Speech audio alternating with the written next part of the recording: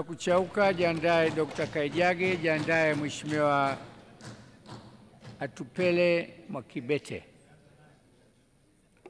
Mheshimiwa Naibu Spika, nami nikushukuru kwa nafasi ya kuchangia hotuba hii ya bajeti kuu.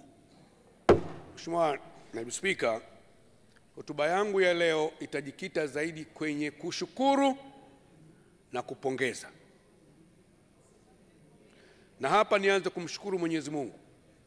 Mwenyezi Mungu ambaye ameniwezesha mimi kudumu kwenye jumba hili miaka 10 leo. Lakini vile vile niendelee kumpongeza na kumshukuru Daktari Samia Suluhu Hassan, Rais wa Jamhuri ya Muungano wa Tanzania, kwa namna alivyoisimamia ilani ya Chama cha Mapinduzi na namna anavyowatendea mema mambo ya msingi, anavyoendelea kuboresha maisha ya Watanzania. Mwenyezi Mungu ampe afya na umri mrefu aweze kuendelea kututumikia kwenye taifa letu hili. Lakini pongezi hizo zinakwenda kwa Daktari Philipo Isidori Mpango kwa namna anavyoweza kumsaidia Mheshimiwa Rais kufikia malengo yake. Lakini vile vile Mheshimiwa Majaliwa Kassim Majaliwa, Waziri Mkuu, kwa namna alivyoshiriki kikamilifu kumsaidia Mheshimiwa Rais. Lakini pongezi hizi ni kupongeze Mheshimiwa Waziri wa Fedha Daktari Mwigulu Nchemba na Naibu Waziri wa Fedha Mheshimiwa Othman Chande. Kwa kweli bajeti hii ni bajeti kama ambavyo wabunge wenzangu walisema, ni bajeti ya mwisho kwenye bunge hili la 12, lakini bajeti ya wananchi. Tunapozungumza kwamba hii bajeti ni ya wananchi, ni kweli kabisa hii bajeti ni ya wananchi, inakwenda kujibu matakwa ya wananchi, inakwenda kuboresha maisha ya wananchi. Kwa hiyo Daktari Mwigulu Nchemba na watendaji wako tunawashukuru sana. Lakini pongezi hizi kwa katibu wa wizara hii kwa namna mnavyochapa kazi kumsaidia Mheshimiwa Waziri ili kufikia hapa tulipofika leo. Lakini pongezi hizi haziwezi kuachwa kumpongeza Daktari Tulia Ackson. Mimi amenilea kwenye bunge hili zaidi ya miaka 10 leo. Tunakushukuru sana Daktari Tulia Ackson. Lakini na wewe Naibu Spika, kwa namna unavyoliongeza bunge letu na kututendea haki sisi wabunge tunaweza kudumu hapa bungeni. Lakini pongezi hizi vile vile nisiwasahau wenye viti wetu wa bunge ambao wao nao wako bega kwa bega kutusaidia kumsaidia Daktari Tulia ili kuendesha bunge vizuri sana. Mimi ni mbunge wa miaka 10 leo, sitawacha kuwapongeza watumishi wote wa bunge hili kwa namna walivyotuhudumia tangu tumeingia kwenye bunge hili na tunakwenda kuhitimisha bunge la 12. Lakini vile vile na wahudumu wetu kule nje mwa benki wa NMB, CRDB, NBC na Azania, kwa namna wanatuhudumia. Kwa ujumla nasema asanteni sana. Na Mwenyezi Mungu akijalia mwezi wa 11 tutakutana tena hapa. Kwani wanaliwale bado hawajachoka, wanaona mbunge wao na watumikia vizuri na wataendelea kunipa imani hii, nategemea hilo. Kwa hiyo ndugu zangu, miaka 10 sio haba. Yako mambo tuliyopatia, yako mambo mimi kama Zuberi yako niliyopatia na yako niliyokosea, lakini yote haya ni ubinadamu. Tunawashukuruni sana. Mheshimiwa Naibu Spika, kwa nini nimetanguliza shukurani? Nimetanguliza shukurani kwa sababu ya utekelezaji uliobora wa ilani ya Chama cha Mapinduzi. Mimi ndio niliyokabidhiwa ilani ya Chama cha Mapinduzi kwenye halmashauri au wilaya ya Liwale kuomba kura kuitangaza hatua kwa hatua. Na hapa nasema kwamba ilani imetekelezwa zaidi ya 95%. Hasa kwa upande wa kilimo. Upande wa kilimo Daktari Samia Suluhu Hassan, sasa hivi ni mwaka wa 4 mfululizo sisi wanaliwale au kwa mkoa wa Lindi kwa ujumla wetu tunapata pembejeo bure, pembejeo za kilimo. Ile ni dhahabu ya kusini. Tunashukuru sana.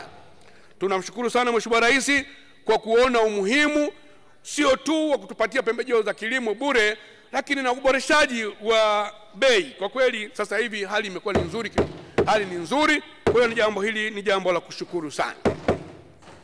Lakini vile vile niendelea kushukuru, sababu nyingine niendelea kushukuru ni kwa sababu mimi tangu nimeingia kwenye bunge hili kilio changu kubwa ilikuwa ni barabara na Ngurukuru Liwale, barabara na Chingwea Liwale. Nashukuru mwaka huu nimeiona kwenye bajeti hii, nimeiona na barabara yangu na Chingwea Liwale kusema Masasi Liwale kilomita 175. Mwaka huu nimeiona inakwenda kuanza kilomita 55. Ni jambo la kushukuru sana, na namuomba Mwenyezi Mungu na iwe hivyo. Lakini barabara ya Nangurukuru Liwale kilomita 230, mwaka huu tumetengewa kilomita 72, na kwa kuanza kwa mwaka huu tunakwenda kuanza kilomita 10. Jambo hili ni jambo la kushukuru sana, na mimi niendelee kumshukuru Mheshimiwa Rais, na endelee kuishukuru serikali sikivu ya Chama cha Mapinduzi. Lakini kwa upande wa wafugaji, sisi katika mkoa wa Lindi ndio wilaya ambayo tulikubali kupokea wafugaji kutoka kule Ihefu. Naomba hapa napo niendelee kuwashukuru sana mwenye wizara hii kwa namna anavyotutendea haki. Lakini hapa niendelee kusisitiza, shida kubwa ya kuhama Ihefu iliyopeleka Liwale ni kufuata malisho, kwa maana ya majani.